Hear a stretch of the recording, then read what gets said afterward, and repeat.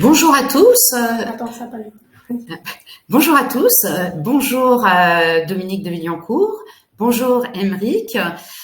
Nous allons donc faire une conférence pour vous présenter la croisière musicale à la découverte de l'Albanie, spécialement avec notamment Daniel Mesguich qui sera là lors de la croisière.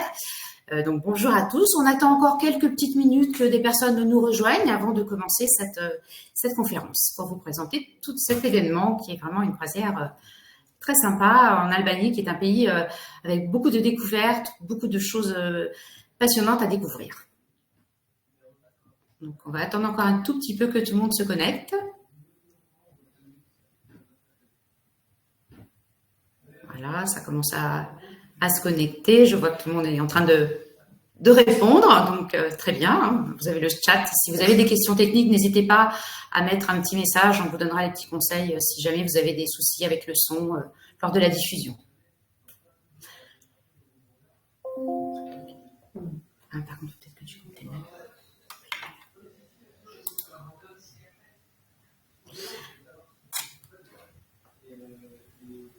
On y va? Allez, c'est parti. Ouais. Voilà, donc écoutez, bienvenue encore à tous, pour ceux qui viennent de se connecter. Alors, donc, je vais vous parler de la croisière événement avec Daniel Mesguich et la musicale de Villancourt pour cette croisière qui va se dérouler notamment en Albanie. Donc, la croisière, elle aura lieu du 5 au 14 octobre 2020, octobre, n'importe quoi, mais, non, je vais y arriver, pardon, du 5 au 14 avril 2025, on va y arriver. Ah, c'est bon. Alors, la croisière, donc c'est une croisière musicale, les croisières que nous faisons souvent, notamment avec Dominique de Villancourt, pour cette croisière qui s'appelle la croisière musicale de Villancourt et Intermède, parce que nous proposons donc des croisières musicales avec la spécialité d'avoir des concerts aussi bien à bord qu'à terre durant les excursions. Et Dominique de Villancourt se fait toujours un plaisir de nous trouver un plateau artistique très, très riche et très complet pour ces différentes croisières. Celle-ci se passera donc notamment en Grèce avec Mycène, Olympie et Corfou.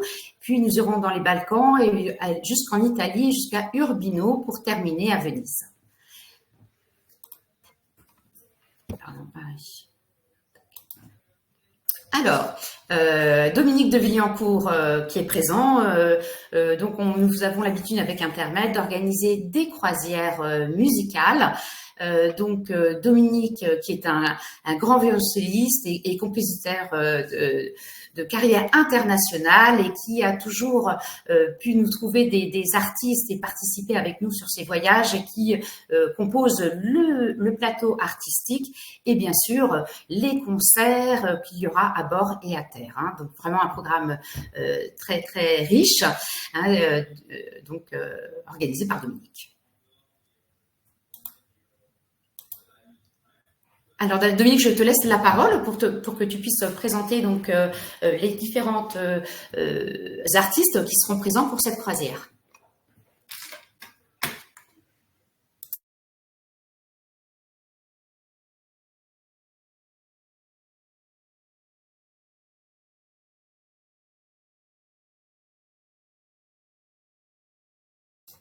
Dominique, je crois que ton micro est coupé, on ne t'entend pas.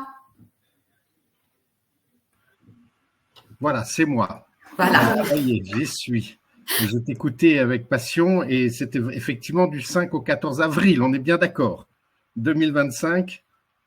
Bon, très bien. Merci Dominique pour cette belle présentation. Toujours un grand plaisir de travailler avec Intermède, de proposer, en fait, vous savez, nous les artistes, je dis du travail, mais en fait, c'est une passion. C'est un moment comme ça qu'on partage avec vous, qu'on veut partager avec vous en toute convivialité, comme on l'a fait déjà beaucoup. Hein, Dominique, on a déjà été depuis de nombreuses années ensemble sur des croisières musicales et on essaye toujours de vous proposer d'abord un plateau artistique de très haut niveau, de niveau toujours très international. Ce sont toujours des grands carriéristes qui font le tour du monde et que je retrouve parfois. Récemment, j'étais ou en Asie ou aux États-Unis. Ah bah tiens, tu es là. Si tu venais un jour sur une croisière, mais oui, bien sûr. Qu'est-ce que c'est comme itinéraire? Ah bah peut-être l'Albanie en 2025.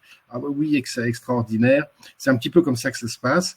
Et donc, nous pouvons présenter avec Intermed ces croisières, la musicale de Vignancourt maintenant, que beaucoup de gens connaissent, mais peut-être pas tous. Et je suis très heureux donc de vous accueillir ici sur cette présentation que nous faisons pour vous présenter, pour les personnes qui ne connaîtraient pas ces croisières, eh bien, ce que nous pouvons faire.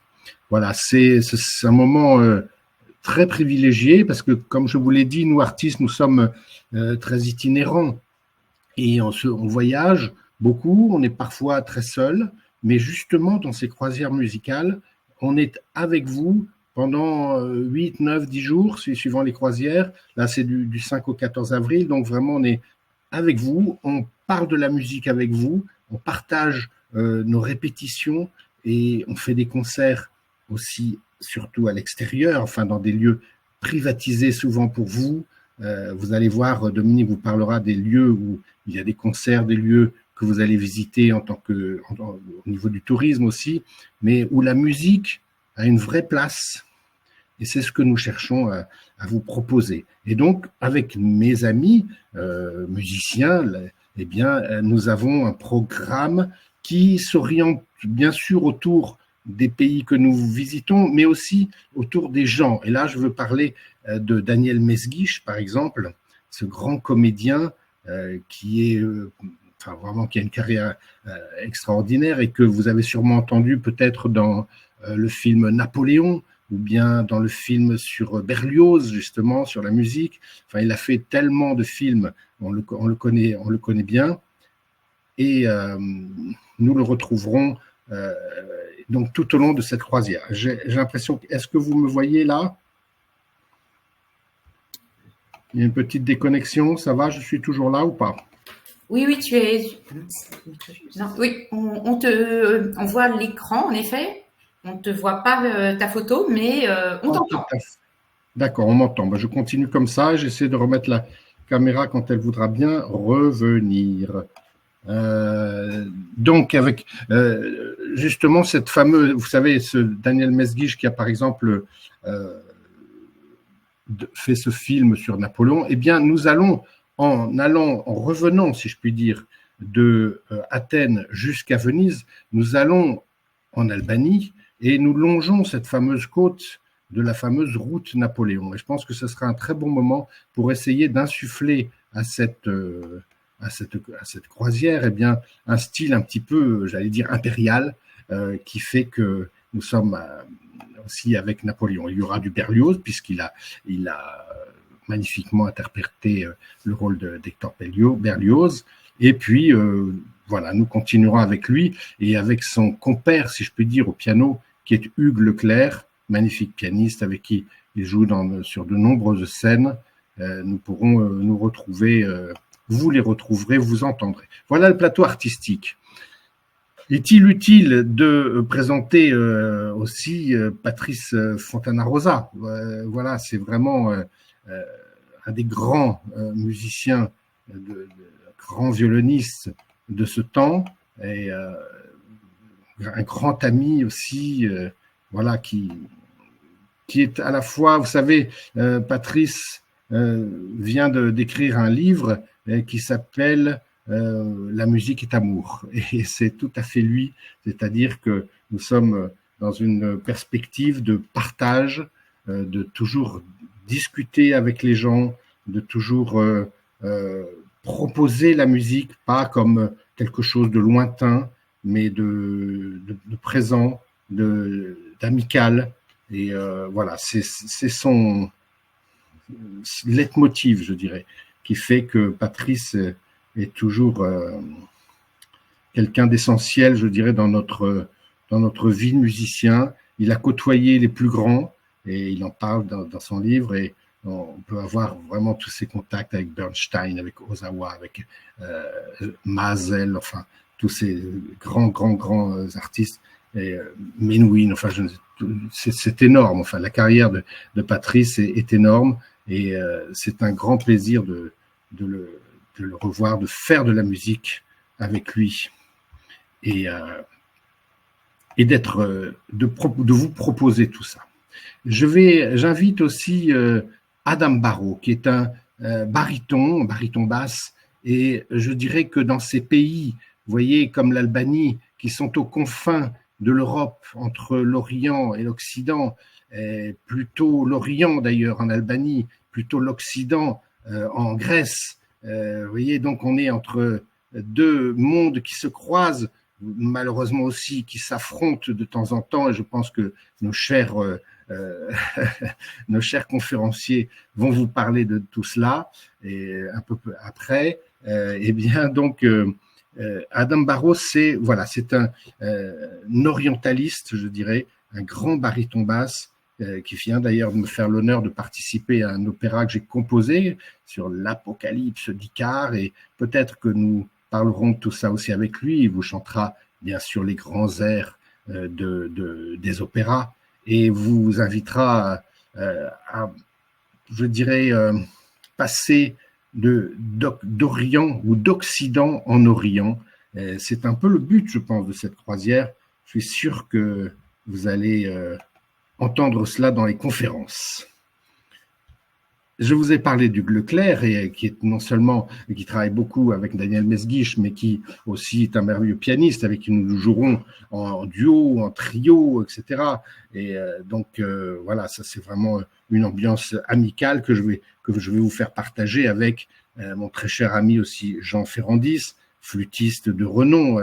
Il aurait aimé être là, mais il est à Los Angeles en ce moment et il est toujours par Mons et par Vaux. Et voilà, on essaye de se retrouver et il est tellement content de pouvoir prendre une petite dizaine de jours avec vous pour rester là, pour participer, comme je le disais, chaque jour à la musique, mais aussi au repas. Vous voyez, on est là, on discute avec vous. Si vous n'hésitez pas, si vous avez envie de nous inviter à votre table, les artistes aiment bien ça.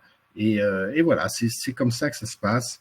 Il faut oser, en fait, parce que vous connaissez toujours, comment dire, la musique classique. On a l'impression qu'on est un peu lointain, les salles sont grandes, il y a un peu de la distance. Et là, vous êtes avec nous, on peut discuter, on peut reparler du concert, on peut parfois, mais vous pouvez proposer de la musique, sûrement, parce que il y a des moments de répétition à bâton rompu où on parle avec vous, etc. Et vous êtes vraiment bienvenus pour nous donner des idées. Et voilà, c'est vraiment ce qui se passe. C'est pas Dominique qui va me contredire de ces intermèdes, puisque tu connais bien ce qui se passe et on essaye d'être proche des gens. Anne Desombres, pianiste aussi, qui va être là avec toute son idée, je dirais justement très pédagogique de la présentation de la musique à un public qui est peut-être averti, mais qui parfois, souvent on entend dire, vous savez, moi je ne sais pas, je ne connais pas assez bien la musique, je ne peux pas vous dire quelque chose. Ce n'est pas grave, et Anne justement aime bien parler aussi comme cela pour juste annoncer des choses très simples en disant que ce dont on a besoin, c'est votre réaction personnelle, votre approche de la musique, mais sans choses philosophiques ou très, très, très intellectuelles. Non, c'est pas du tout l'idée. Au contraire, c'est d'être là, on discute, on écoute, on aime moins, et on en parle, et pourquoi pas, et même si vous avez certaines propositions à nous faire, eh bien, on est toujours ravis, absolument, de vous retrouver. Voilà. Et donc, nous avons aussi Xiao Chu qui est une pianiste d'origine chinoise et qui est en France et qui est spécialiste donc de l'opéra et de l'accompagnement d'opéra. Vous savez, il y a bien sûr les grands airs d'opéra qu'on connaît dans des grandes salles, mais tous ces chanteurs doivent se préparer.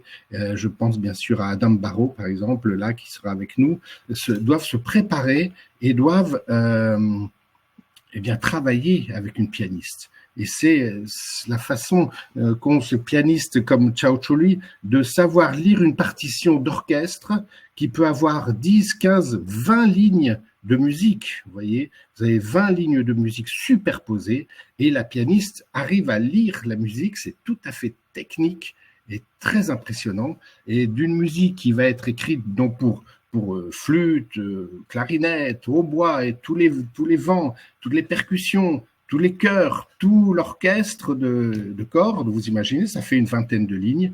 Eh bien, cette pianiste donc arrive à tirer de toutes ces notes qu'elle voit à la verticale, eh bien, un accord. Donc, c'était tout à fait impressionnant et elle met en valeur le chanteur qui va donc vous chanter un air de Verdi, un air de Puccini ou je ne sais.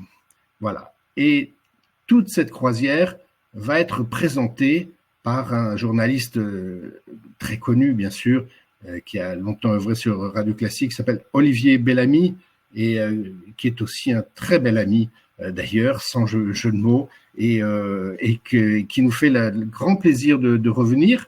Nous, il était déjà venu sur des croisières La Musicale de Villancourt et Intermède il y a quelques années. Le temps passe et puis j'ai voulu le réinviter. Je sais qu'il a fait d'autres voyages aussi avec Intermède dans d'autres lieux. Et là, il revient sur une musicale. Je peux vous dire qu'il est tout à fait content, mais vraiment ravi, ravi de revenir avec vous, de vous revoir et de partager avec, alors lui, justement, sa science quand même de la musique classique et son interprétation intellectuelle, je dirais, sur ce que nous écoutons. Alors c'est Schubert, c'est Mozart, ça peut être du Brahms, ça peut être beaucoup de choses différentes. Il a toujours une vision jusqu'à aujourd'hui, où il a écrit un livre sur Prokofiev aussi. Enfin, il y a beaucoup de musique dont il sait parler et qui nous permettent d'avoir un très beau moment, je pense, avec lui. Voilà,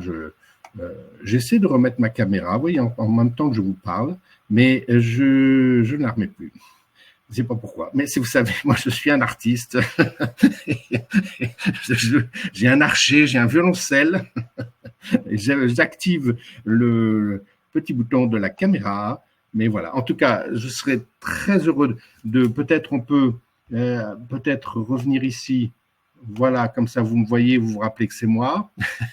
et puis je serais très très heureux de parler avec vous, de revenir comme régulièrement, 1 à 2 fois par an, sur ces croisières La Musicale.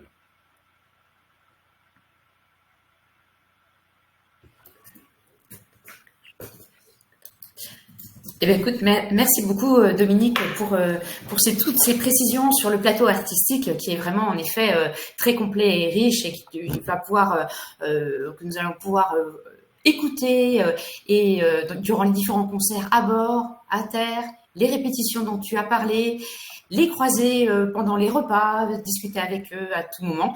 Donc voilà, vraiment une belle rencontre puisqu'ils seront là durant toute la croisière.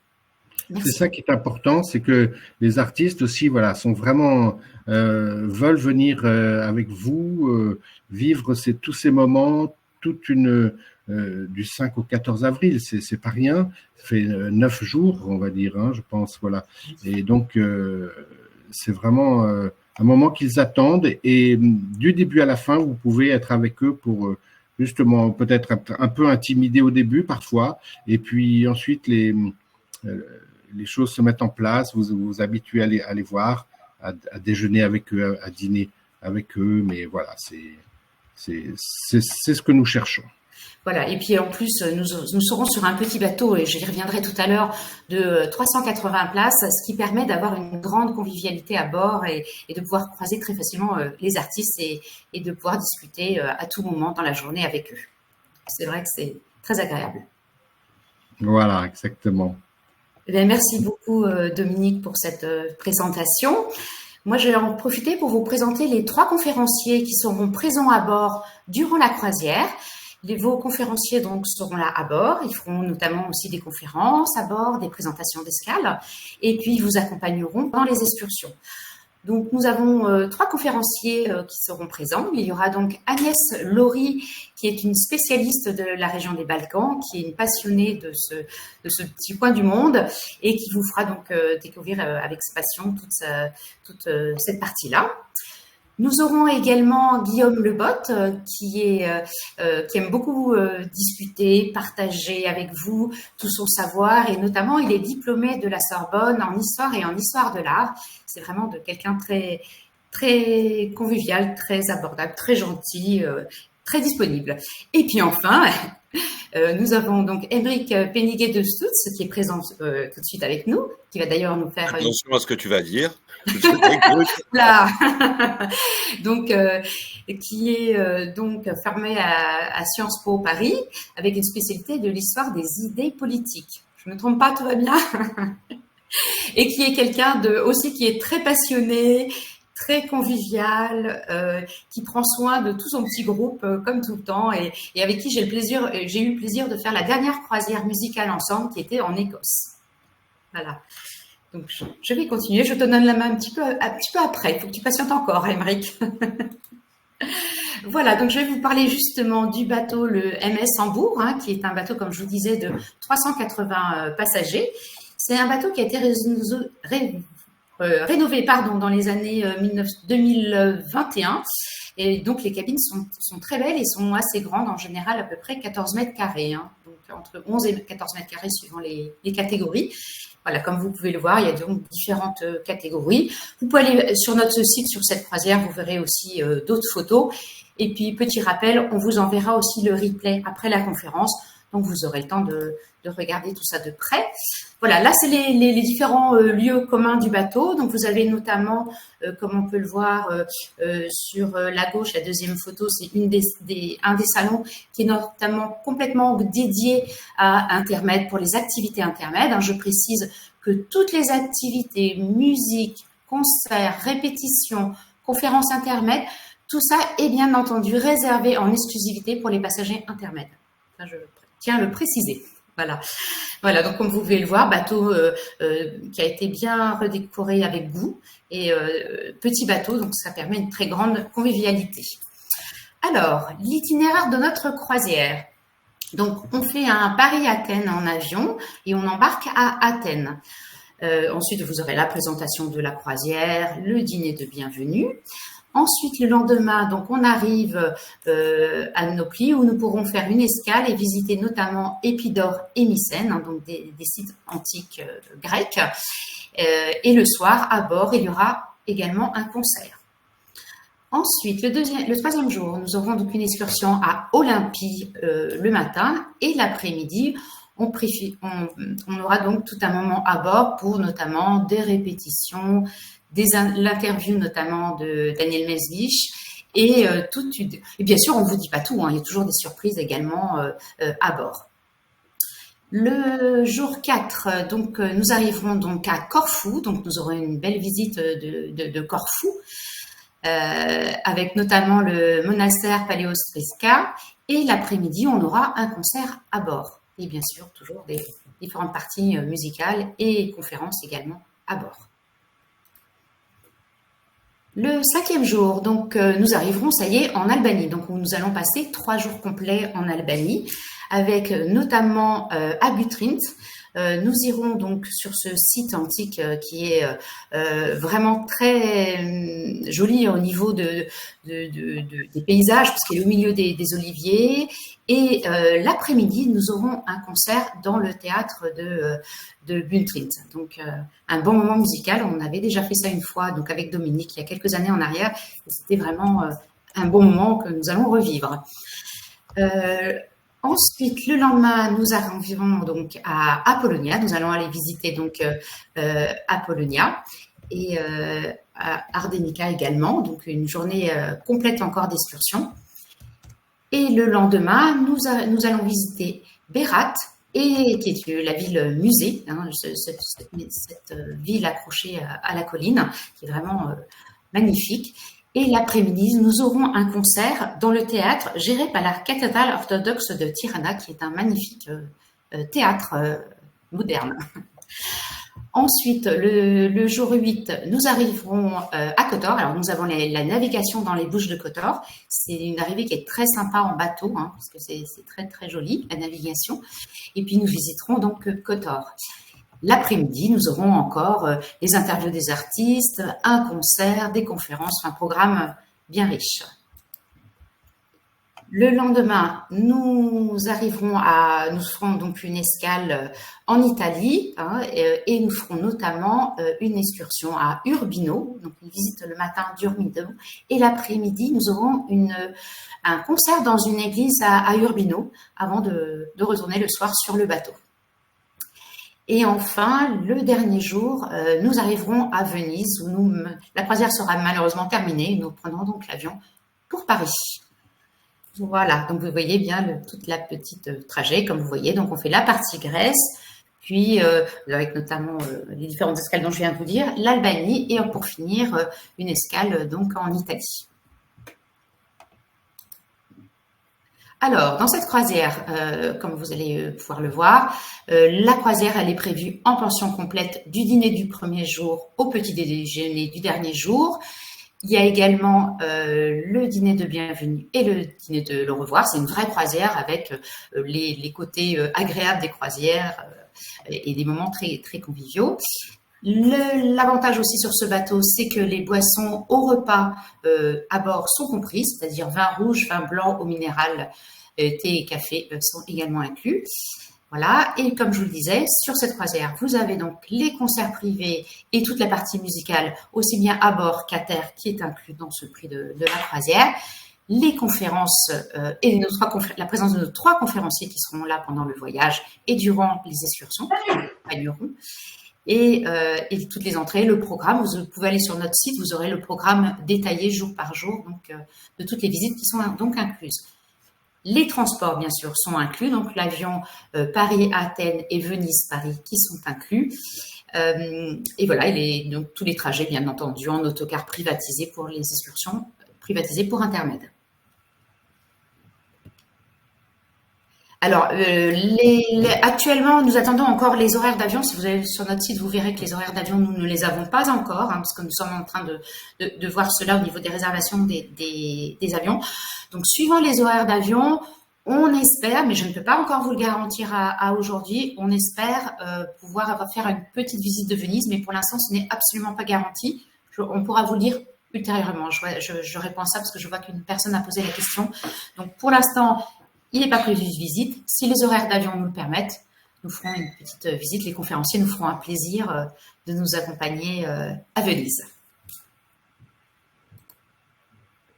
Voilà, donc la croisière est bien du 5 au 14 avril 2025.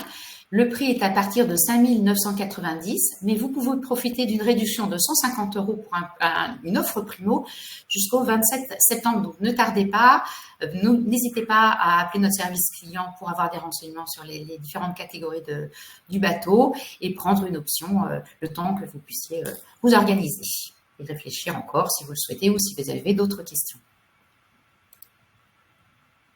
Eh bien, écoute, Émeric, je te laisse présenter donc ta conférence, notamment, je crois, sur Corfou. Voilà. Et bien sûr, on ne vous dit pas tout sur l'Albanie parce que c'est un pays qu'il faut venir découvrir, donc on ne vous dit pas tout. Mais voilà, je vous laisse donc avec Émeric.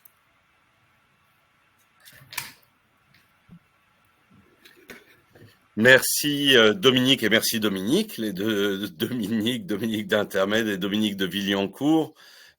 Bonjour à toutes et à tous à nouveau. Merci de participer sur le chat également. J'ai un œil dessus, donc je vois ce que vous pouvez écrire. Je suis ravi aussi lorsque vous précisez l'endroit d'où vous nous écrivez. J'ai vu Strasbourg, j'ai vu Tourcoing, j'ai vu Genève.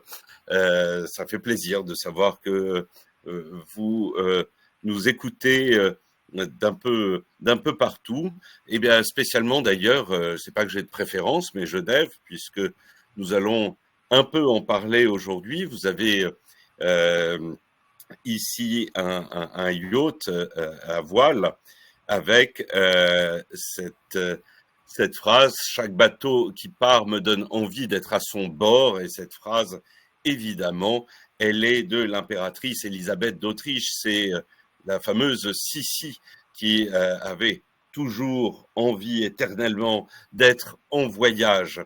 Je vais parler donc de Sissi et d'une de ses destinations favorites, qui est l'île de Corfou.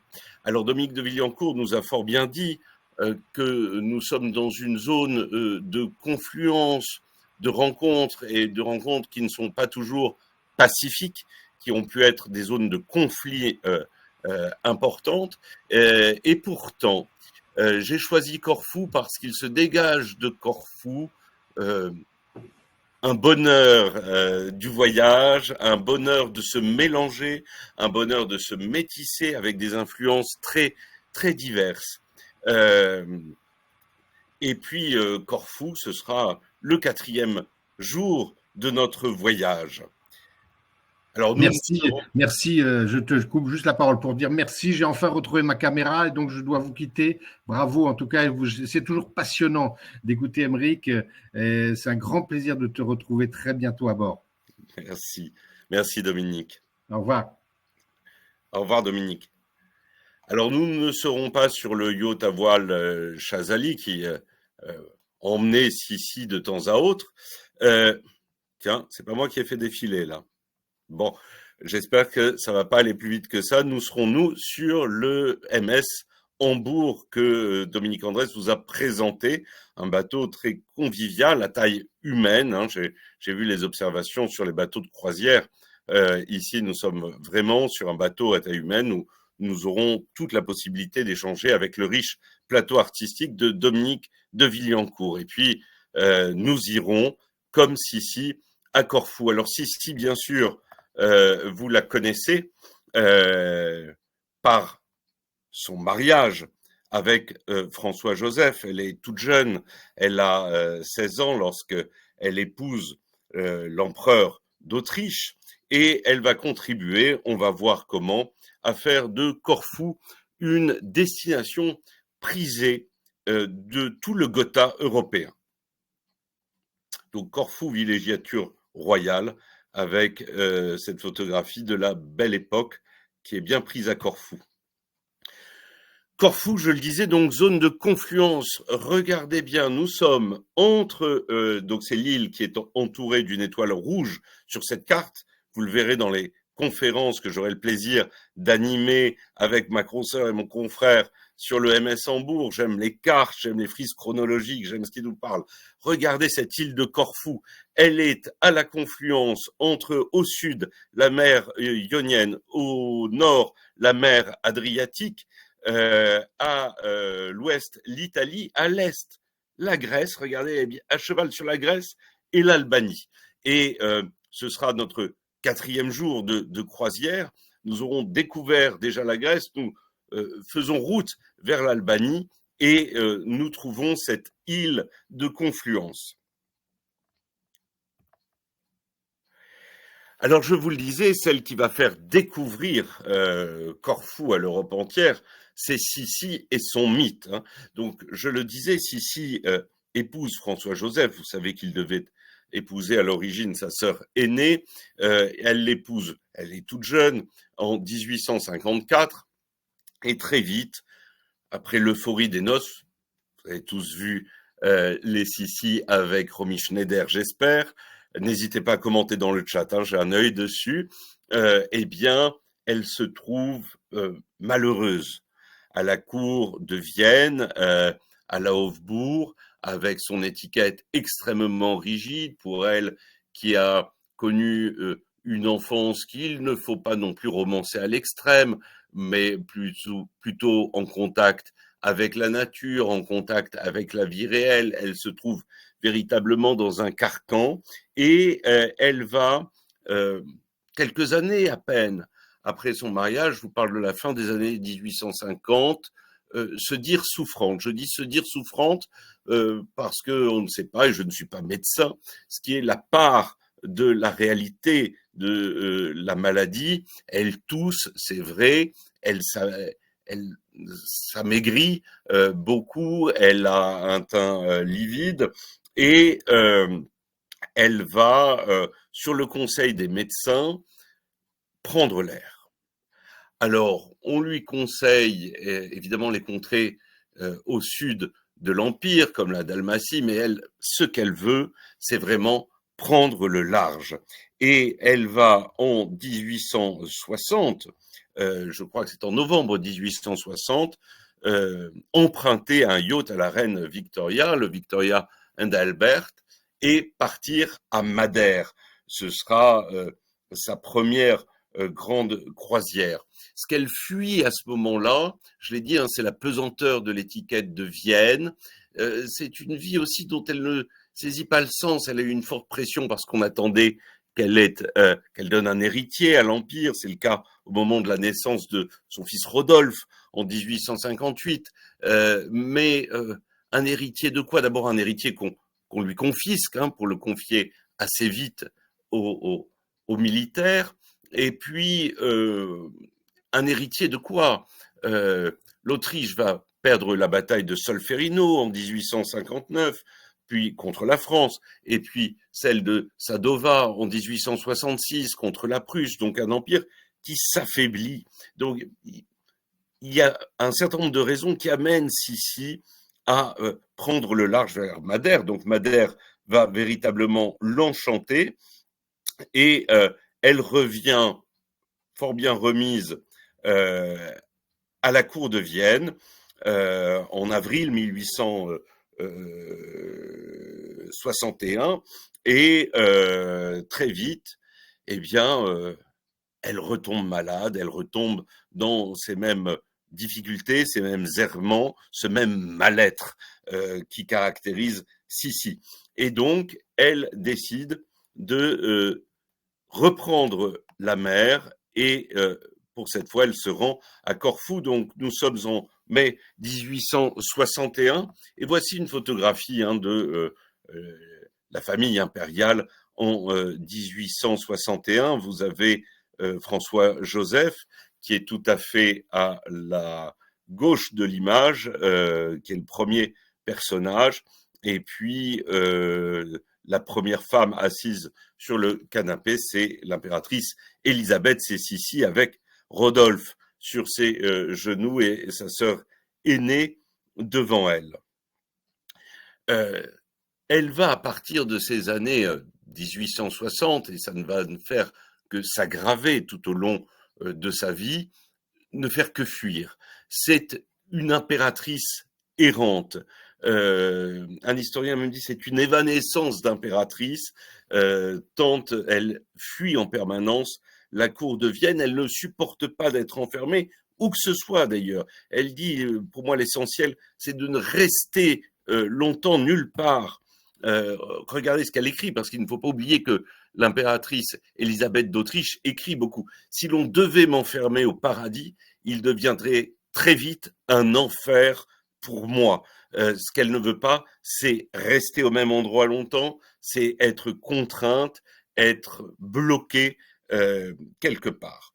Et elle découvre Corfou, donc en 1861, sur le yacht impérial autrichien, et elle tombe immédiatement sous le charme de l'île. C'est une nature idyllique, avec de petites rivières, avec de grandes lagunes, avec une nature extrêmement riche, on y reviendra. L'endroit semble idyllique à l'impératrice souffrante, et le climat est particulièrement doux, comme à Madère. Alors, voilà cette île de Corfou que vous allez découvrir, là, je ne peux pas dire la plus belle des îles grecques, parce que beaucoup sont riches de charme, mais celle-ci a quelque chose de tout à fait envoûtant. Voici une photographie de à peu près ce que Sissi peut découvrir. On est une cinquantaine d'années plus tard. Nous sommes en 1916. Nous sommes à Canoni, dans ce qu'on appelle encore en 1916, j'y reviendrai, la baie du Lys. Alors j'insiste sur les sources. Ici, on va pas toujours chercher dans ces sources iconographiques. C'est une vue des images de la Défense. Et oui, puisque les Français, pendant la Première Guerre mondiale, seront à Corfou. Et donc, ce sont c'est une vue prise dans les archives du ministère de la Défense qui représente Corfou. Alors évidemment, hein, Sissi ne voyait pas en noir et blanc, j'ai donc fait coloriser le cliché par l'intelligence artificielle. Vous voyez cette île paradisiaque qui s'ouvre à l'impératrice Sissi. Et je le dis, donc cette baie de Canoni avec les deux petits îlots, vous avez le premier îlot avec au premier plan le monastère de Vlacherne, et puis derrière le petit îlot de Ponticonici. Nous sommes dans ce qu'on appelle encore à l'époque la baie d'Ulysse. Alors pourquoi la baie d'Ulysse? C'est bien parce que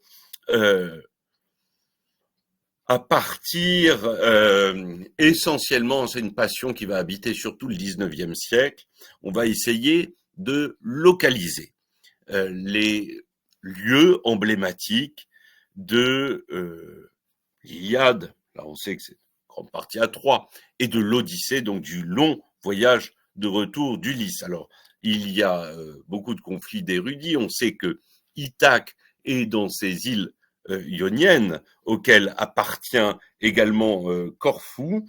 Et puis, on sait également que Ulysse, lorsqu'il s'arrache à l'ennuyante et immortelle Calypso, fait 19 jours de mer et puis échoue après un naufrage sur une grève. Homère ne nous dit pas qu'il s'agit ne nous dit pas clairement qu'il s'agit d'une île, mais Ulysse, sonné par ce naufrage, dit: en quel pays, auprès de quel mortel suis-je donc revenu? Chez un peuple sauvage, des bandits sans justice ou des gens accueillants qui respectent les dieux? Qu'entends-je autour de moi? Des voix fraîches de filles ou de nymphes vivant à la cime des monts, à la source des fleuves, aux herbages des combes? Où serais-je arrivé chez des hommes qui parlent? Mais allons, de mes yeux, il faut tâcher de voir. Alors, ce qu'il découvre, hein, c'est le peuple des Phéaciens et en particulier la fille du roi, Alcinous, qui s'appelle Nausicaa. Il la voit accompagnée de ses suivantes. Elles sont parties laver du linge. Et évidemment, après son naufrage, Ulysse est nu comme un ver. Alors, Homère nous dit qu'il saisit un rameau bien feuillu et qu'il s'en sert comme voile pour masquer sa virilité. Et les suivantes de Nausicaa sont affolées par cet homme. Elle s'enfuit, mais la fille du roi parvient à nouer ce contact avec Ulysse, le ramener à la mesure, parce que Homère nous dit que Ulysse est assez enflammé, hein. Le voilà, cet Ulysse devant Nausicaa et ses suivantes. On voit le linge qui sèche derrière, on voit le rameau dont Ulysse masque sa virilité, et cet Ulysse qui a passé 19 jours en mer est troublé par les bras blancs des suivantes et par la beauté de Nausicaa. Mais enfin, elle le ramène à la raison et le conduit vers le palais royal, vers l'acropole royale. Ulysse raconte ses exploits, le roi Alcinous est ébloui et il donne un bateau à Ulysse qui le ramène à Ithaque, parce qu'évidemment, Ulysse a perdu son bateau dans le naufrage au moment où il arrive chez les Phéaciens. Alors, à partir du 19e siècle, on identifie Corfou à cette île où Ulysse fait naufrage. C'est un point très important hein, de de l'Odyssée, ce naufrage d'Ulysse. Ici, donc, vous avez une toile du XVIIe siècle qui est au musée de Capodimonte de Deshublot. Et puis, c'est une scène qui inspire déjà dans les poteries antiques à fond noir. Ici, vous avez à nouveau Ulysse avec son rameau dont il va couvrir bientôt sa virilité. Vous avez derrière lui le linge qui sèche, devant lui Athéna, et puis Nausicaa et ses suivantes. Vous voyez, c'est un trait caractéristique de cette iconographie, ces suivantes qui s'enfuient devant Ulysse. Là, à nouveau, toujours à figure rouge sur fond noir. On présume qu'il s'agit d'Ulysse et des suivantes de Nausicaa, effrayées. Et ici, alors moi j'ai une appétence pour le néoclassicisme. Ici, c'est Louis Gauffier, nous sommes en 1798. C'est un tableau qui est conservé au musée Sainte-Croix de Poitiers. Donc, lorsque Sissi arrive sur Corfou, eh bien, pour la plupart des hommes du 19e siècle, des érudits, Corfou, je dis pour la plupart parce que ça va être très discuté, certains disent même que Ithaque et Corfou, mais enfin, pour la plupart des gens, Corfou, c'est le lieu de la rencontre, du naufrage d'Ulysse et de la rencontre d'Ulysse et de Nausicaa. Ce pourquoi, encore une fois, dans ces bases de la défense nationale, eh bien, on a des photographies de cette baie de Canonie présentée comme la baie d'Ulysse. Et regardez bien, vous avez donc le monastère et derrière, vous avez cet îlot dont, alors on la voit pas parce qu'elle est au milieu des arbres, mais vous avez une église du Christ Pantocrator et puis la légende nous dit que cet îlot est en fait le navire d'Ulysse qui s'est échoué et qui s'est transformé en pierre, ou plus exactement qui a été transformé en pierre par Poséidon. Vous savez que Poséidon, c'est l'ennemi juré du retour d'Ulysse à Ithaque, parce que Ulysse et ses compagnons ont aveuglé Polyphème, le fils de Poséidon, le cyclope Polyphème. Donc Poséidon va poursuivre de sa vengeance Ulysse, et une des légendes nous dit que son bateau n'a pas fait naufrage, mais a été transformé en pierre par Poséidon, et c'est l'îlot que nous voyons ici. Et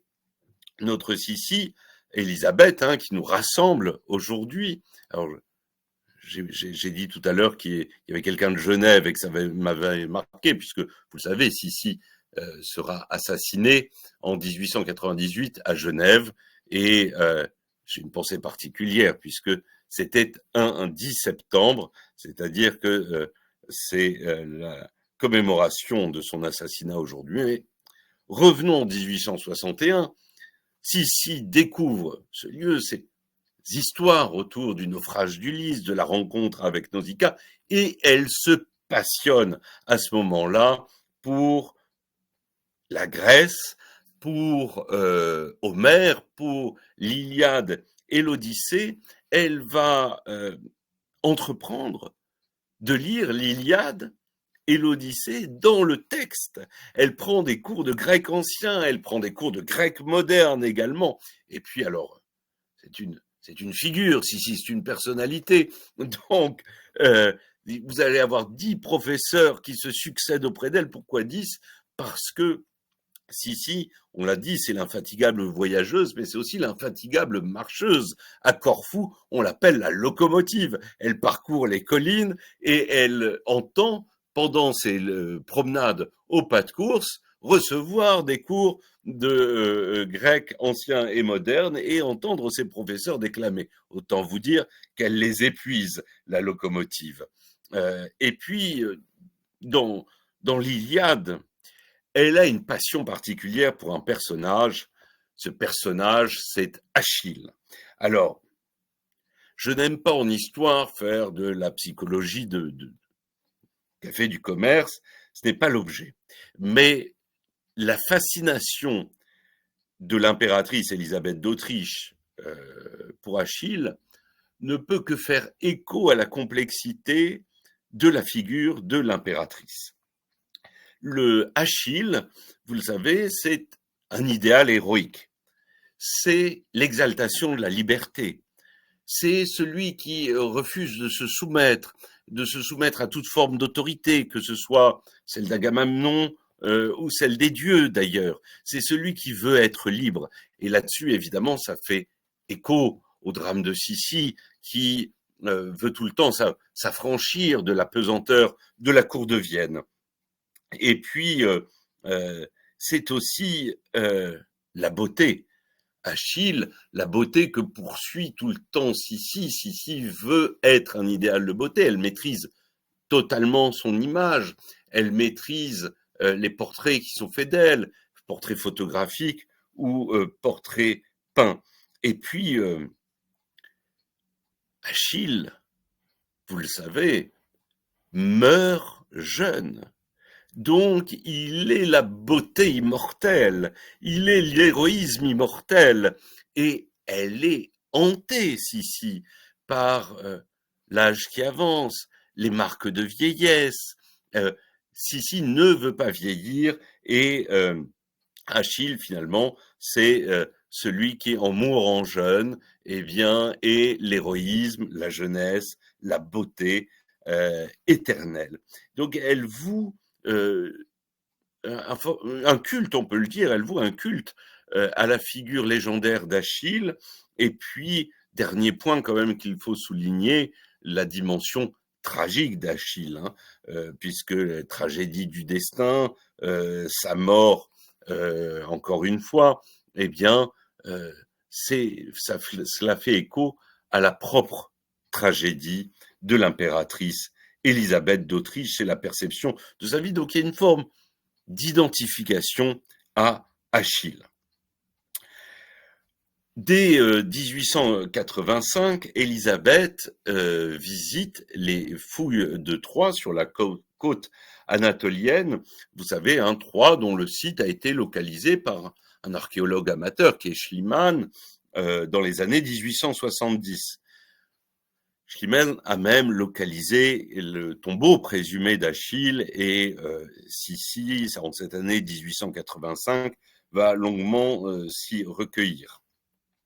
Elle effectue un nouveau périple en 1887 et là, elle s'entoure d'un personnage assez séduisant qui est un érudit autrichien qui s'appelle Alexander Freiherr von Warsberg.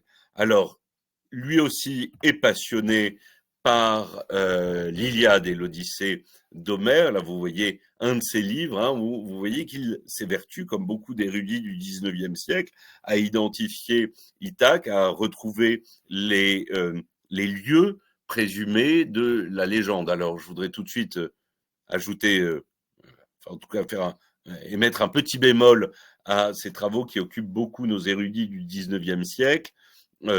Assurément, ces épisodes se placent dans les îles Ioniennes, il n'y a aucun doute là-dessus.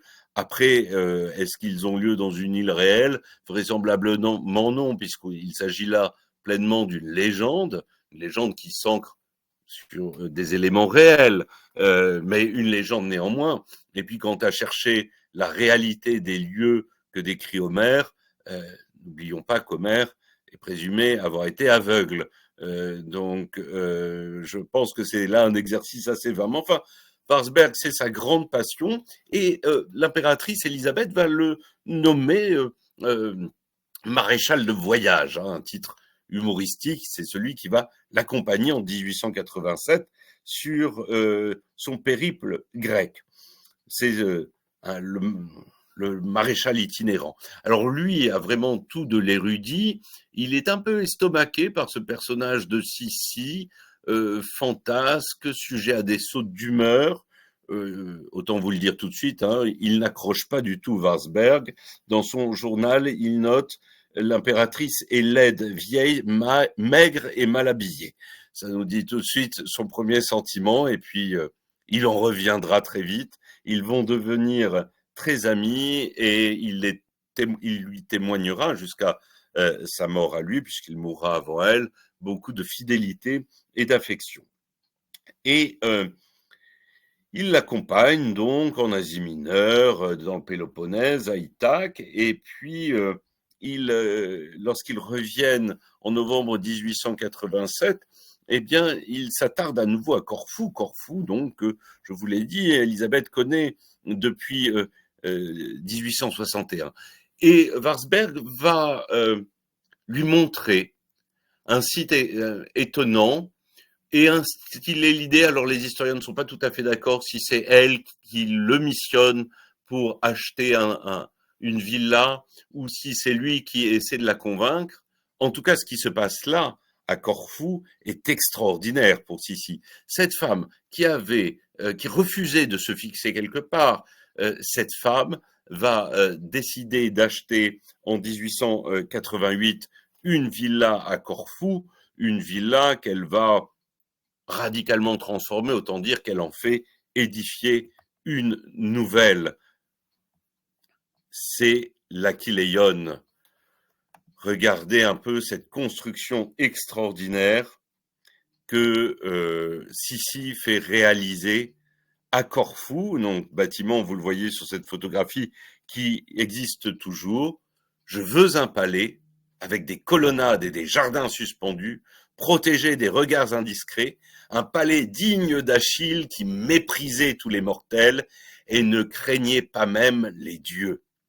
On voit encore une fois cette identification au personnage d'Achille et c'est ce qu'elle va poursuivre. Alors, c'est Warsberg qui va inspirer l'esprit, le concept spirituel de cette Aquileion, mais il n'en verra pas l'achèvement puisqu'il meurt d'épuisement en 1891. C'est son frère Gustave qui va reprendre la direction des travaux. Alors, Sissi, dans un premier temps, consulte un architecte danois qui s'appelle Théophile Edvard von Hansen, et puis ce sera l'Italien Raffaele Carito qui sera choisi par l'impératrice pour créer ce bâtiment manifestement d'inspiration néo-pompéienne,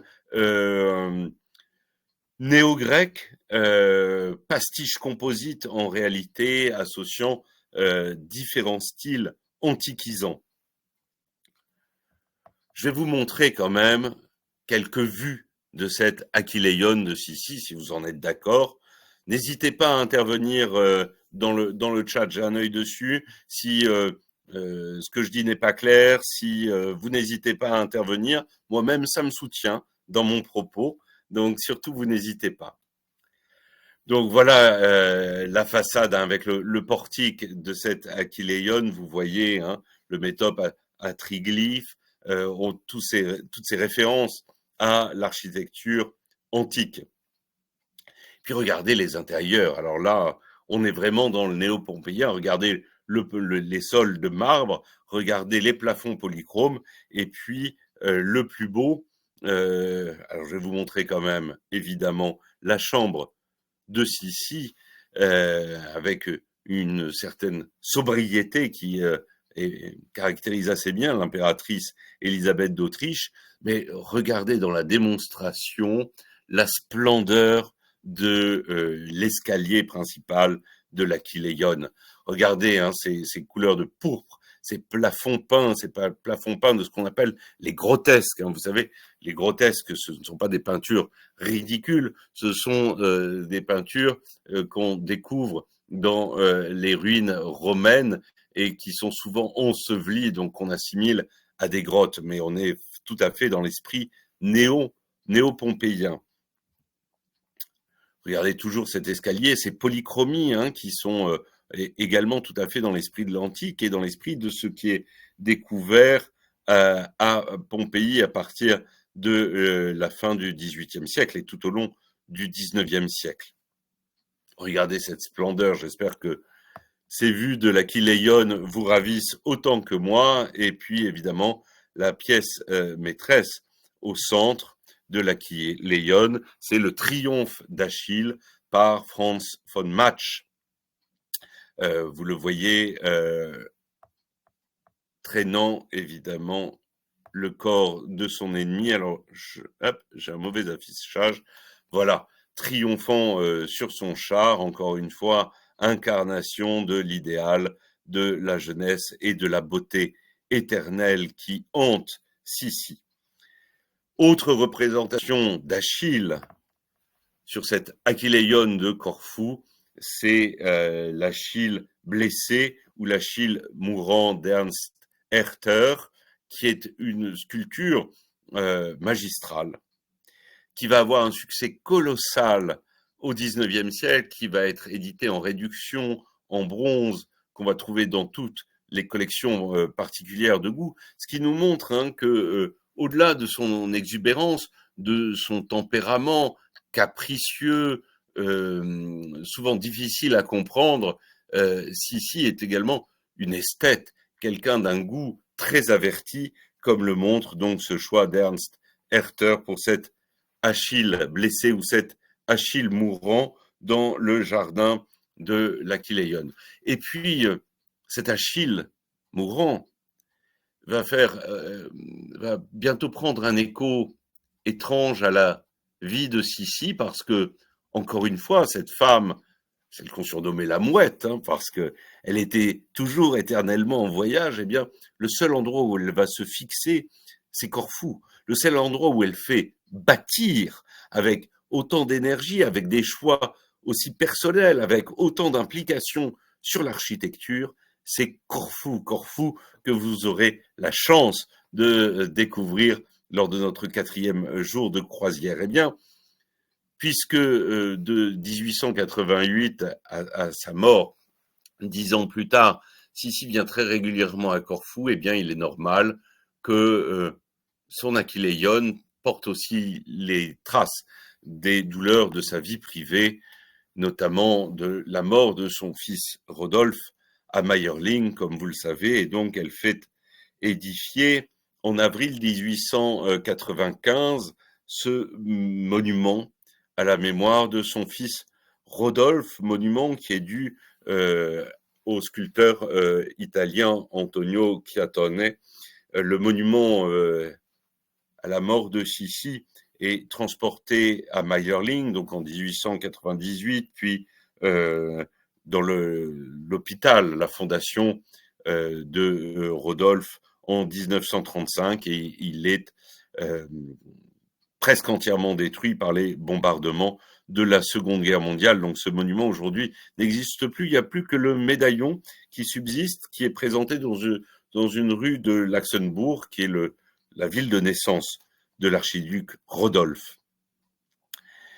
Et véritablement, Sissi est associé à Corfou, alors que ailleurs, que ce soit Madère, que ce soit Roquebrune, ce sont des lieux où elle ne fait que passer, où elle séjourne, de Genève, où elle séjourne dans les hôtels. Ici, elle s'est fait construire une maison, et elle écrira même « Je veux être enterrée à Corfou, près du rivage, pour que sur mon tombeau viennent continuellement se briser les vagues ». Et lorsqu'elle meurt en 1898, regardez bien sur cette gravure qui est une sorte de memento mori, eh bien, c'est bien la vue qu'on voit depuis l'Achilleion, qui est représentée ici avec les cyprès, avec le vaisseau pétrifié d'Ulysse à l'arrière, et puis ce buste de l'impératrice Sissi avec, regardez, au premier plan de la gravure, les palmes du martyr, puisqu'elle a été assassinée à Genève. Donc elle est indissociable de Corfou. Donc je le disais, on voit d'un côté de l'Achilleion, eh bien, Canoni, dont nous avons parlé, mais de l'autre, on voit la ville de Corfou. Et là, il me faut vous dire quand même qu'il n'y a pas qu'Ulysse, Homère, l'Iliade et l'Odyssée qui charment l'impératrice Élisabeth sur cette île de Corfou que nous aurons le bonheur peut-être de découvrir à notre 4e jour de croisière. Il y a tout un enchantement qui provient de la confluence. Je le disais en introduction, et Dominique l'a dit, c'est une terre de rencontre, mais particulièrement marquée à Corfou. Alors, 2 choses séduisent profondément Élisabeth, la nature et l'architecture de Corfou. regardez cette nature à Corfou. Alors je voudrais citer évidemment quelqu'un qui peut laisser des souvenirs douloureux, qui est le futur amiral Karl Dönitz, mais lorsqu'il parle de Corfou, il est encore tout jeune officier, il est à bord d'un navire qui s'appelle le Breslau, et il croise à Corfou, je vous dirai tout à l'heure pourquoi il est à Corfou en 1914. Mais voilà ce qu'écrit le futur amiral Dönitz. À la fin de la semaine, nous mouillâmes au large de Corfou, la plus belle et la plus verdoyante des îles grecques. Ce n'est pas moi qui le dis, c'est Dönitz. La plus belle et la plus verdoyante des îles grecques. Sa végétation luxuriante, qui la distingue des autres groupes d'îles grecques, aride et le plus souvent rocailleuse, Corfou la doit à sa situation septentrionale à l'entrée de l'Adriatique, grâce à quoi elle bénéficie encore des vents chargés de pluie qui soufflent dans cette partie de la mer. L'explorateur Ernst Haeckel décrit en termes enthousiastes, c'est toujours sous la plume de Dönitz, dans ses relations de voyage, ce charme unique de Corfou dû à ses conditions climatiques. Et effectivement, Haeckel, que cite Dönitz, a raison, il y a des conditions climatiques, il y a de nombreuses sources, je vous l'ai dit en introduction, donc c'est une île qui est très bien irriguée, il y a de la pluie, encore une fois, puisque les nuages qui viennent de l'Adriatique arrosent l'île de Corfou, donc c'est une île qui est verte, qui est très fertile, qui est, alors vous voyez ici des pins, vous avez une végétation méditerranéenne avec des cystes également, et puis bien sûr Corfou est connu pour ses milliers d'oliviers, ces centaines de milliers d'oliviers, et ses vignes également, hein. Donc là, vous avez les cyprès, caractéristiques de Corfou, et les oliviers, c'est une photographie prise à Corfou. Et puis, ce climat particulier permet d'avoir des jardins méditerranéens, comme ici, hein, c'est le jardin de l'Aquileion de Sissi. Vous voyez qu'on est assez proche des jardins de la Riviera, hein, des jardins de la Villa Efroussi de Rothschild, par exemple, beaucoup plus que ce qu'on va trouver effectivement sur les îles de la mer Égée, par exemple, qui vont être beaucoup plus rases. Ici, on est sur quelque chose qui est de l'ordre du paradis. J'ai oublié de vous parler évidemment des agrumes, hein. Lorsque nous ferons escale à Corfou, il faut acheter des agrumes, il faut acheter de l'huile. Il y a une huile d'olive qui est particulièrement fine. Et puis je vous l'ai dit, un autre point d'attrait, l'architecture de Corfou. Regardez cette vieille ville de Corfou, elle n'a rien d'une ville grecque. Elle n'a rien de l'architecture qu'on va trouver, justement, par exemple, dans les Cyclades, hein, avec ces maisons basses et blanches, avec cette architecture blanche et bleue. Ici, on est beaucoup plus sur une architecture qui nous rappelle l'Italie, et ce n'est pas un hasard, parce que l'île de Corfou et la ville de Corfou a été très longtemps sous domination vénitienne. C'est à l'origine bien une ville grecque fondée par la cité-État de Corinthe au 8e siècle avant Jésus-Christ, mais Corfou, et c'est certainement ce qui me plaît le plus, et puis j'espère que vous aurez la chance de tomber sous le charme de Corfou également, c'est une confluence, donc c'est une ville qui va être la zone frontière entre l'Empire romain d'Occident et l'Empire romain d'Orient, celui qu'on appellera bien après l'Empire byzantin. Elle est la frontière, Corfou, entre le rite grec et le rite latin. Au moment de la 4e croisade, au début du XIIIe siècle, elle est également le point de contact entre les latins et les byzantins.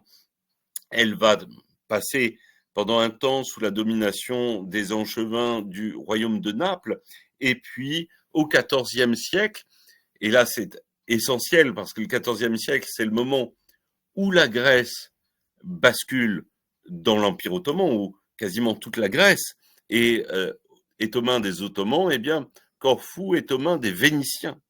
Donc, Corfou va être l'avant-poste de l'Occident face à l'Empire ottoman et pour les Vénitiens, un territoire essentiel.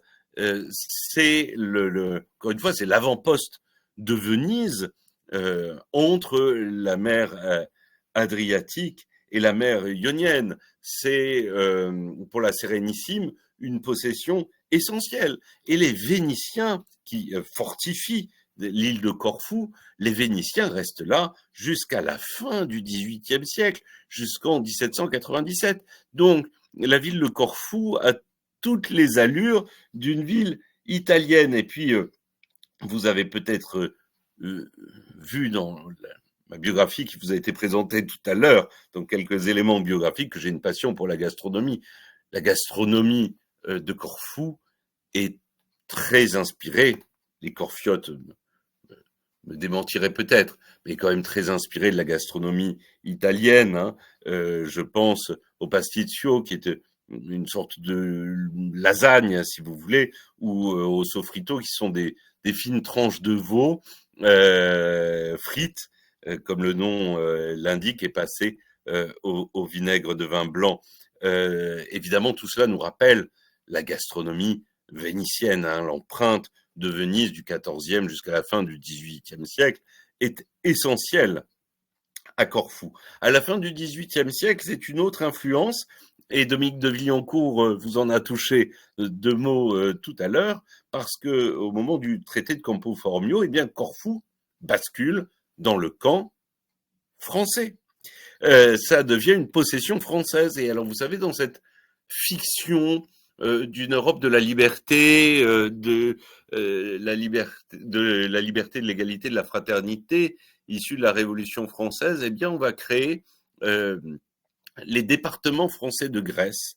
Et Corfou, donc, fait partie de ce département français de Grèce, assez brièvement, puisqu'en 1799, 2 ans après seulement, l'alliance de la carpe et du lapin, dirais-je, les Russes et les Turcs assiègent Corfou et reprennent et prennent Corfou. Les Russes vont monter à ce moment-là une république des 7 îles qui est extrêmement créative, dont on peut dire en tout cas 2 choses extrêmement importantes qui vont marquer la suite sur cette république ionienne, cette république des 7 îles.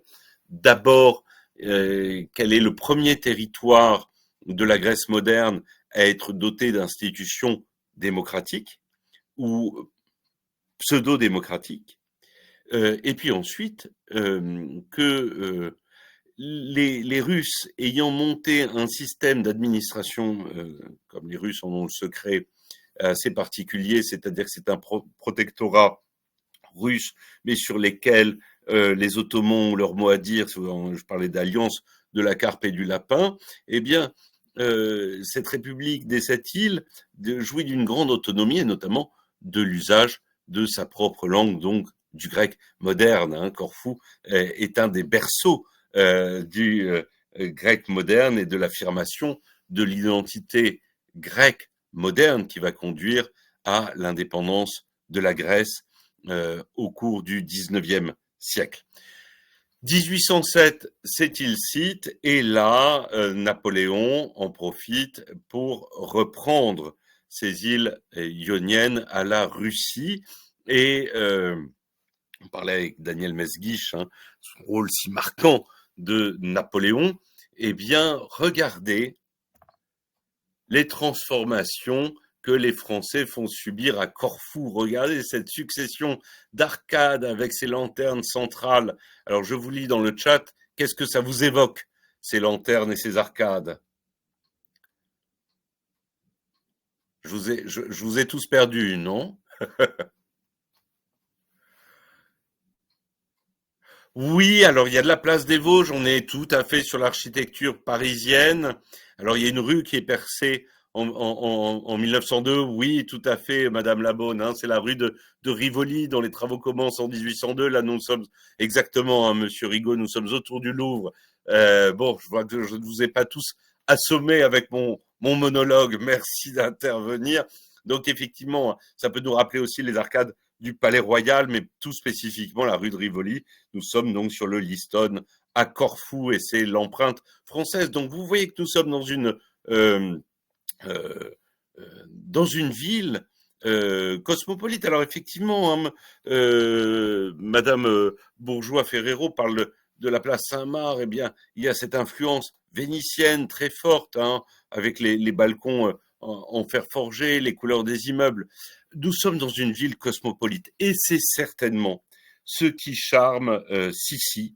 Ce qui charme Sissi, c'est-à-dire que à Corfou, et vous aurez ce sentiment, je le crois, on est proprement à Corfou, mais nulle part en Europe ou partout en Europe.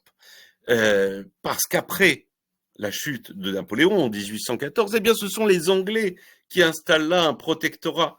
Et alors, les Anglais, alors eux, ils sont passionnés de culture néoclassique, c'est-à-dire inspirés de l'Antiquité. Et regardez cette église Saint-Georges, hein, qui est des années qui est vers 1840, le moment, hein, je vous le rappelle, où nous poursuivons les travaux de la Madeleine qui ont été commencés sous Louis XV. On est tout à fait dans cette architecture inspirée de l'Antiquité néoclassique.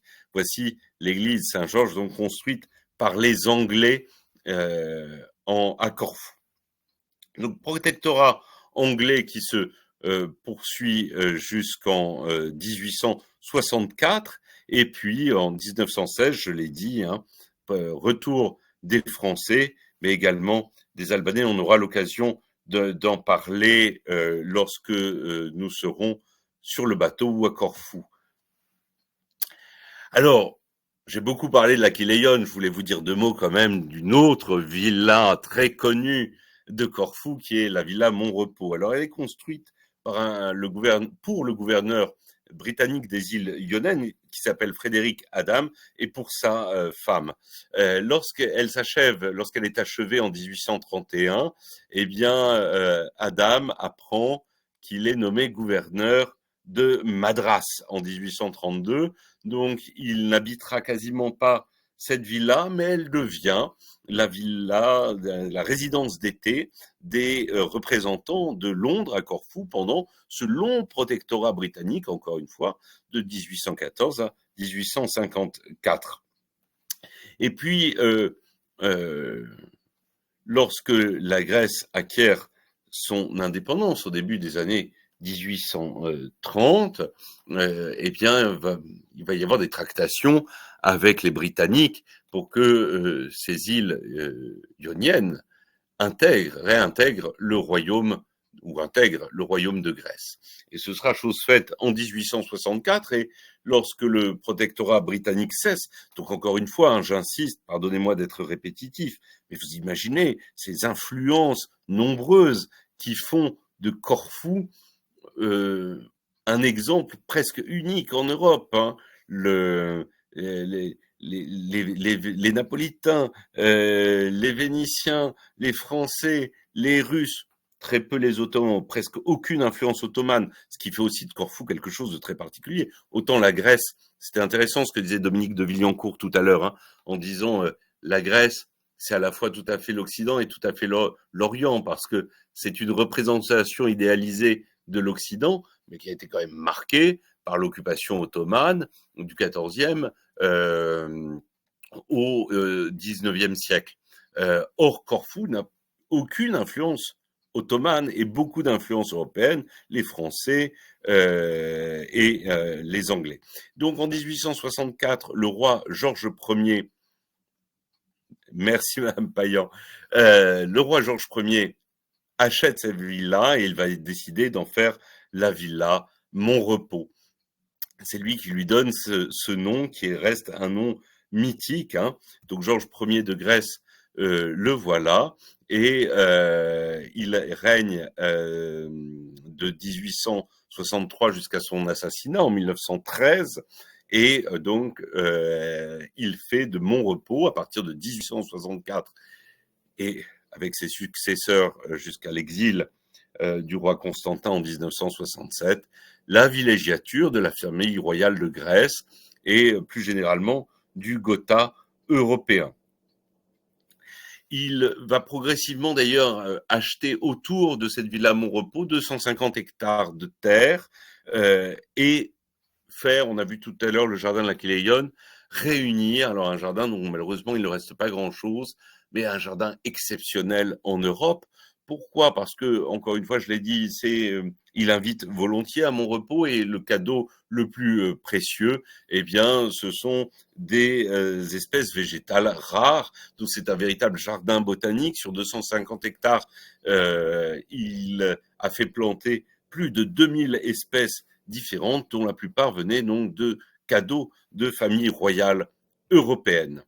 Alors, je voulais vous montrer quelques photographies de cette Villa Montrepos. J'ai oublié de vous dire, évidemment, que pendant les travaux de l'Aquileion, le Georges Ier de Grèce offre l'hospitalité à Montrepos à notre impératrice Sissi, puisque nous sommes dans les pas de Sissi,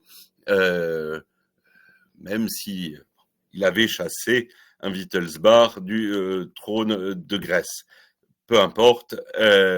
Donc, à la mort du roi Georges, c'est le prince André de Grèce qui hérite de la villa Montrepos. Et voilà donc les enfants du prince André de Grèce à la villa Montrepos. André de Grèce qui épouse, vous le savez, la princesse Alice de Battenberg et le prince André de Grèce avec Alice de Battenberg a un fils qui naît en 1921 dans cette villa Montrepos. Et ce fils, vous le connaissez très bien, c'est Philippe de Grèce et du Danemark qui, pour pouvoir épouser Élisabeth, va prendre le nom de famille de ses grands-parents maternels et devenir Philippe Mountbatten. C'est le prince Philippe, l'époux de la reine Élisabeth II. Eh bien, il est né dans cette villa Montrepos à Corfou en 1921.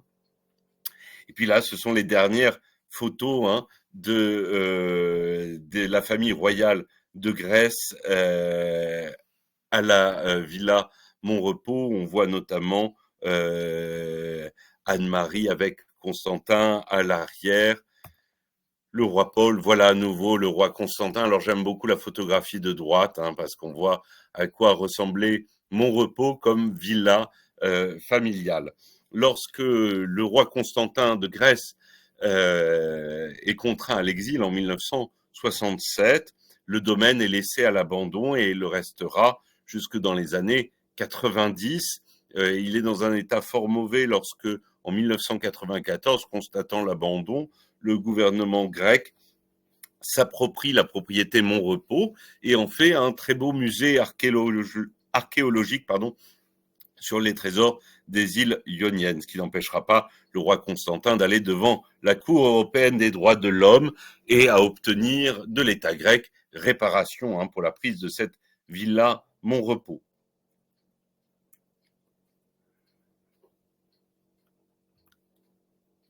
Et puis, je voulais vous dire encore, dans les minutes qui me restent, quelques mots sur l'Aquileion après Sissi. Et oui, parce que après la mort de Sissi en 1898, l'Aquileion reste dans un état d'abandon pendant plusieurs années, jusqu'à ce que François-Joseph se résolve à le vendre et à le vendre à l'empereur Guillaume II de Prusse. Et là s'ouvre évidemment, il y a le fait que ce soit aussi la villégiature à proximité immédiate de la famille royale de Grèce, mais la présence de Guillaume II redonne un lustre extraordinaire à Corfou. Alors, il est très démonstratif. Ici, c'est sur son yacht, le Hohenzollern 2, qu'il se déplace. Regardez, j'aime beaucoup, c'est une gouache qui représente Guillaume II sur la balustrade de la villa Aquileion. Alors, il a un peu transformé l'Aquileion, il l'acquiert en 1907, je vous l'ai dit, je crois. Il y a beaucoup de cartes postales. Alors, contrairement à Sissi qui voulait vivre recluse à l'Aquileion, on a beaucoup de représentations de l'empereur Guillaume II à Corfou. Beaucoup ici, vous voyez, ce sont des cartes postales qui le représentent à la Villa l'Aquileion. Il participe, il se rend également sur les fouilles archéologiques de Corfou. Là, à nouveau, vous avez une photographie de presse où vous voyez l'empereur Guillaume II, reconnaissable à sa moustache en croc, sa suite, les femmes de la famille impériale qui se protègent du soleil d'ailleurs avec ses voiles, et il se rend sur les sites des fouilles archéologiques de Corfou.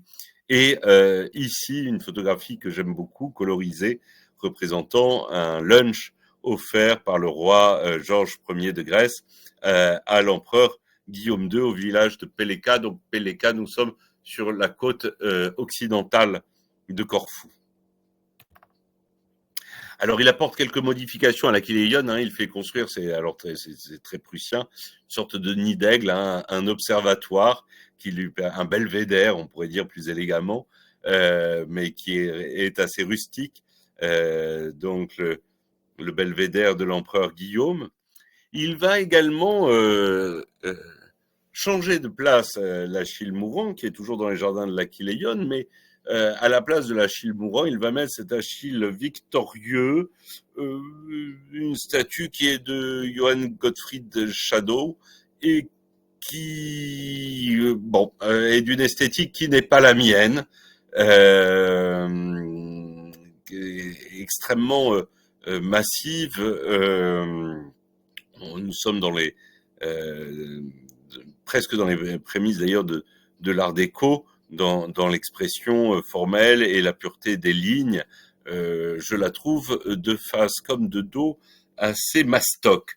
C'est pas forcément la meilleure amélioration. En revanche, il a fait quelque chose d'assez touchant, c'est-à-dire qu'il a installé à l'Aquileion cette statue de Sissi. Alors vous voyez, qui était à l'origine dans une sorte d'édicule à colonnes, un mémorial de l'impératrice Élisabeth. C'est une sculpture bien connue, c'est la représentation de l'impératrice Sissi par Edmund von Helmer, donc sculpteur autrichien. Vous avez exactement la même effigie à Salzbourg, près de la gare.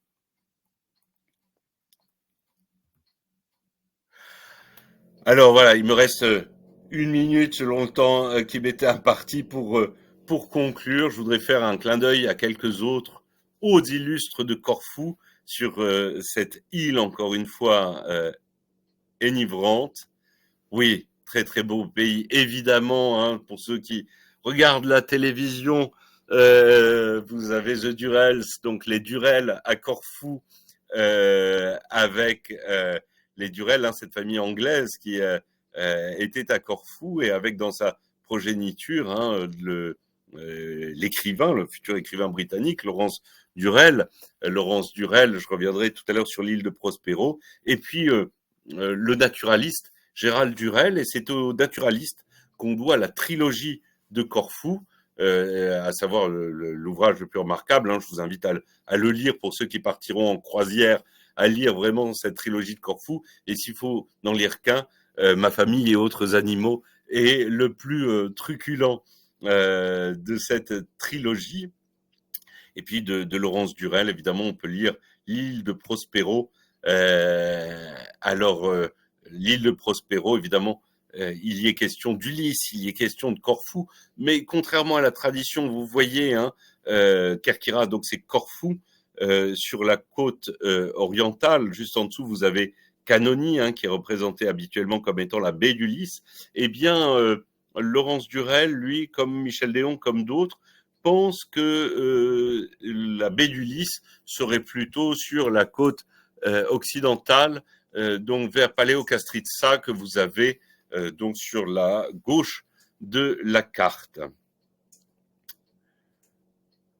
L'île de Prospero. Alors voilà, Paléocastritsa, qui n'est pas sans charme également, et où on veut bien imaginer Ulysse s'échouer et retrouver Nausicaa.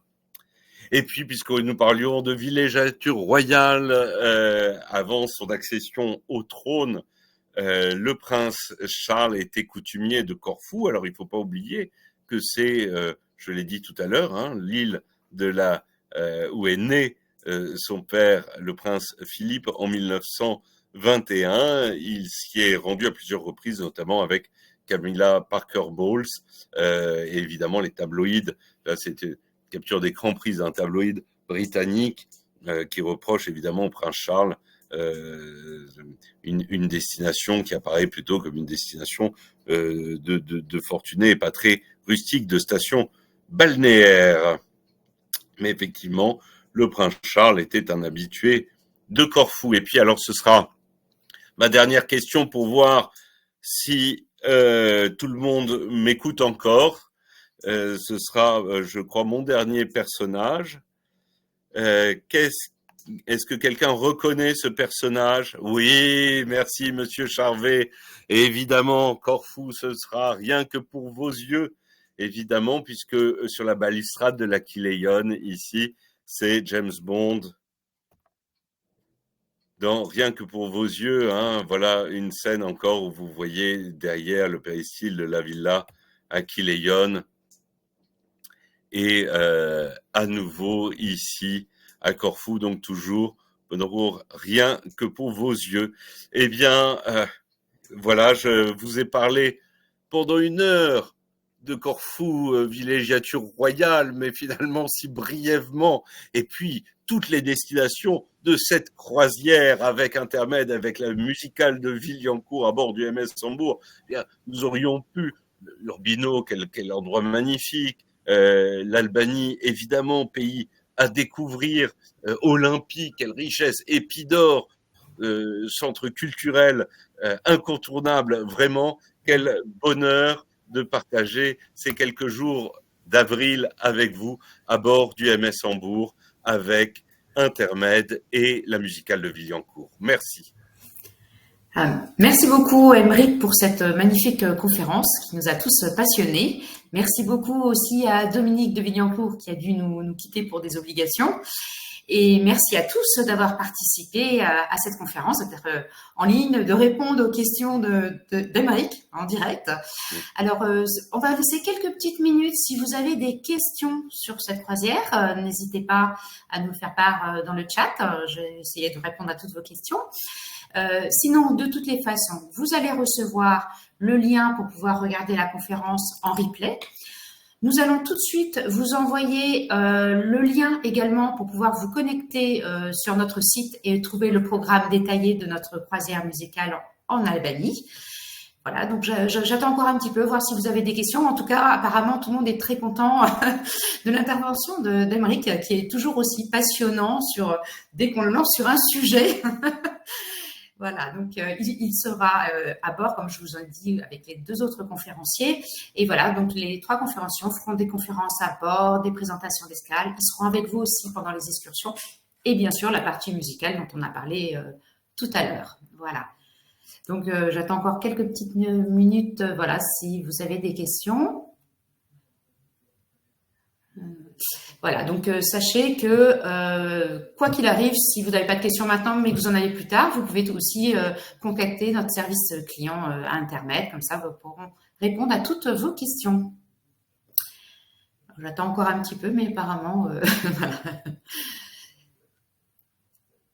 C'est toujours, il faut toujours être disponible à ces dates-là. C'est pas toujours facile. Je sais qu'il y a des gens qui aimeraient bien participer, mais que les dates sont pas forcément, voilà. Mais bon, surtout n'hésitez pas à prendre une option et tout ça. Surtout que plus vous le prenez tôt. Déjà, je vous rappelle, il y a le primo jusqu'au 27 septembre qui vous permet de bénéficier d'une réduction de 150 € par personne. Et d'autre part, plus vous réservez tôt au niveau des croisières, plus vous avez le choix des catégories de cabines. Voilà, c'est aussi un avantage de s'y prendre tôt. Écoutez, je pense que vous n'avez pas de questions. Donc, écoutez, je vous souhaite une bonne fin de journée. Merci encore, Aymeric, pour toutes ces explications. Et merci à tout le monde en espérant vous retrouver à bord sur cette croisière. Merci à toutes et à tous. Merci de votre attention. Merci, Dominique. Et merci à toute l'équipe d'Intermède. Merci, c'est un plaisir.